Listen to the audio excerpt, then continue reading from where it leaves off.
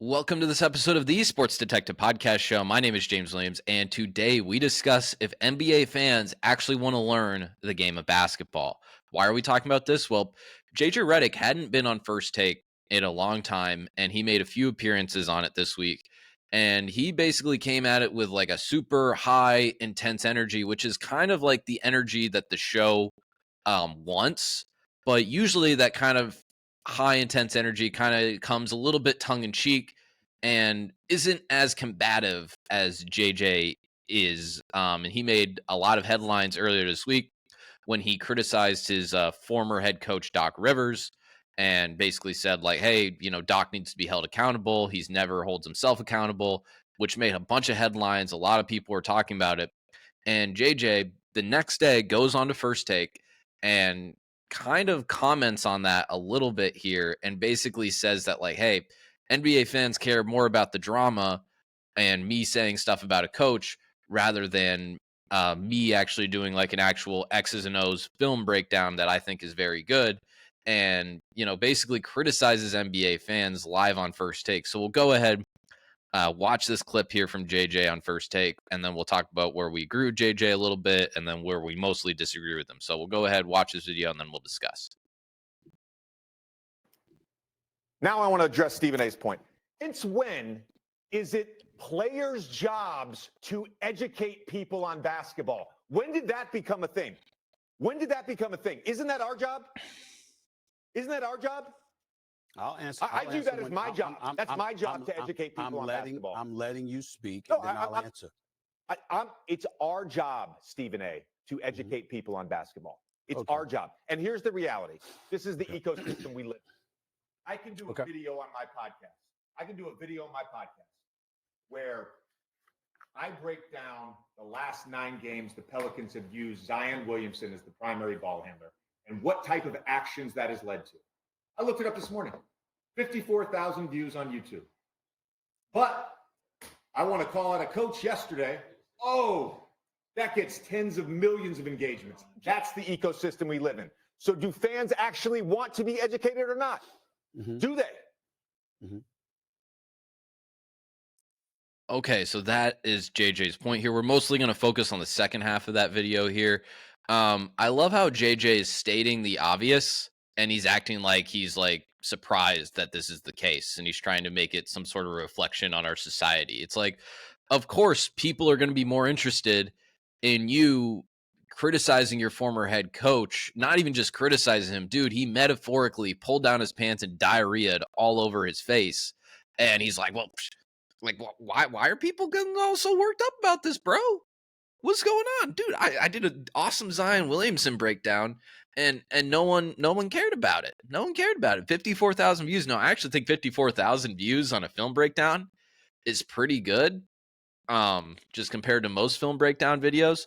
But with that being said, I understand where he's coming from a little bit here. And I saw a lot of people saying this online and I get where he's coming from this perspective where he's like, hey, I spent a lot of time doing my research, doing this film breakdown, studying it, rewinding tape, playing it back, rewinding tape, bringing it back, diving through a bunch of different games and stuff, trying to find these specific plays, cutting the video up, and then recording the video and then actually putting it out there. And I get 54,000 views.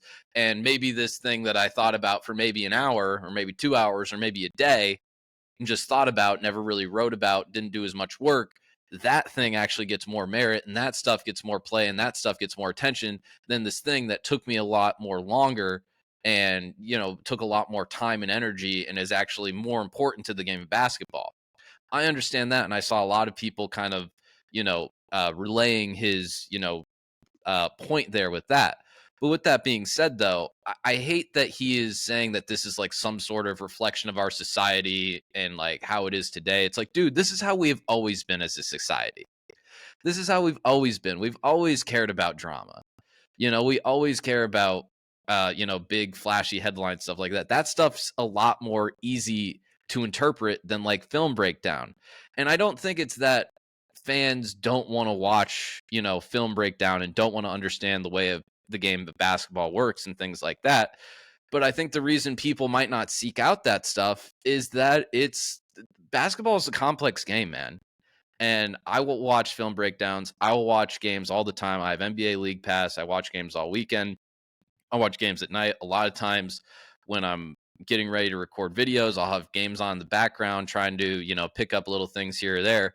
But it's easier for us as people that didn't play to kind of understand players' emotions, and because we can read body language, but we might not understand what is going on in a pick and roll, or what a horns action is, or what a floppy screen is. Like we might not understand that, or why Giannis is playing off ball defense, and why that's actually more important to the Bucks versus him being one-on-one against maybe a primary ball handler. We typically like stuff, learning some of that stuff and watching film breakdown of that stuff's hard to figure out, and it's like it's honestly kind of like homework. And even too, I've watched film breakdowns and stuff, and sometimes you watch it, then you try and watch a game, and it's like it's hard to like watch it and then understand it in real time. And I don't think it's that fans, don't necessarily want to learn. It's just kind of hard to, find it and understand it, and then to learn it and then apply it to a game. And here's the thing, guys. JJ Redick actually has an opportunity to maybe, well, first off, to back up a second, to the point of like him just saying, well, that's the problem in our society. We will never be in a time where the film breakdown gets more clicks and plays than the hot take thing. We will never ever live in that society. If you're trying to get there, trying to get into that society where that's the case, you're just living in a fantasy world, and that's never going to happen. With that being said, though, JJ Redick has an opportunity here to maybe get more eyeballs on that, because JJ Redick, this got announced a few weeks ago, guys, and I think that's part of the reason he's actually on First Take, is because he has been announced that he is going to be one of the color commentators for the NBA Finals for ESPN.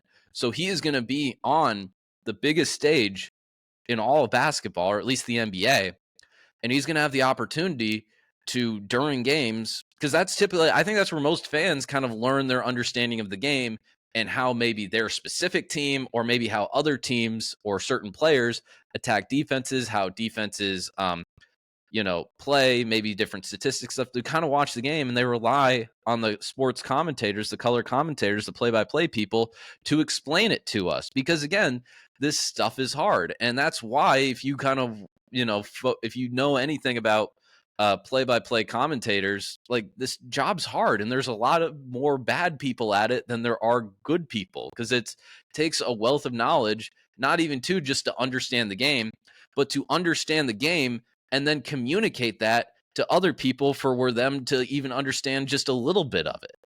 And JJ has the opportunity here too. Let's say it's the Denver Nuggets in the NBA Finals, and if JJ on the broadcast makes this really smart point where he points out how Nikola Jokic is playing on the elbow, and that's how he's dissecting a defense, and then Jamal Murray and Aaron Gordon are doing the softball screen over on the other side, on the other wing, and he does like in time breakdown of that, and kind of talks about how brilliant it is. All of a sudden, if you do things like that on the biggest stage, maybe people are scrolling through YouTube, they see the video of like, oh, JJ Redick film breakdown of Nikola Jokic dissecting the Miami Heat defense or whatever. All of a sudden, people will be like, oh yeah, I really like that on the broadcast. I will watch this video of this. And all of a sudden, you're going to have more people engaging, understanding, and learning the game, which is your goal. With that being said, though, here, guys, so JJ has a very good opportunity to do that. But here's kind of my problem with JJ Redick, and it's kind of his fault. It's not his fault. And what I mean by that is he kind of has this Duke douchey arrogance to him, where a lot of times when he talks, and I'm talking about more of like when he's doing broadcasts and more when he's doing the stuff on like First Take, because I've listened to his podcast a lot, and I don't think it comes off on his podcast, but when it's in the First Take realm of things, or when it's during a game, it seems like a lot of times he kind of comes off like he's smarter than you and he's talking down to you. And that's not even like a thing where like, oh, you're just a Duke hater. Like, I actually hate UNC fans a lot more than Duke fans. Like, those are the fans that really kind of get on my nerves a lot more than Duke fans. Not saying Duke fans are perfect, but like that's kind of like my perspective on that with the Duke UNC thing. But it's kind of like, if you're just going to like talk down to people and that's going to how you're going to kind of address things, I don't think that's the best way to teach people. Now, again, I'm not saying that's how his film breakdowns are or how he is on his podcast, but that's sometimes how kind of the energy that I get from him on, play-by-play broadcasts and more so on First Take. And if you're trying to get people to go ahead and watch your Zion Williamson breakdown, I don't think the way he talked on this First Take segment and the way he's talked this entire week on the show is really going to draw people there. So if he actually cares about that stuff, focus on being the best color commentator in the NBA finals and the NBA playoffs and every other ESPN broadcast you're on this year. And if you do that and you work hard, again, it's going to take a lot of merit. It's going to take a lot of time to get people to come. You're never going to have people more interested in that stuff than it is, the drama of it. You're never going to, because it's easier for fans to understand drama than it is to understand Zion Williamson being the pick and roll handler in things. And I think you can get more people interested in it, especially if you are good at it. And I know you're smart enough to, but we'll see if you can actually do it in a palatable way where people will want to come to your content. So there you have it, guys. That's going to do it for this video of the Sports Detective podcast show. If you like this video and you're listening to this point and you're not a Duke person or I guess North Carolina person that I ticked off in this video, please give me a like, give me a subscribe. We've been doing this show for over 4 years now, talking NBA, college basketball, NFL, college football, do some sort of sports media beef stuff too. Kind of like talking about that stuff that interests me. We also do a little bit of baseball too. So if you like all that content, hit that like button, hit subscribe. It really helps us out in the algorithm, really helps us support the show, and I'd very much appreciate that. So thank you very much for watching, and we'll talk to you next time.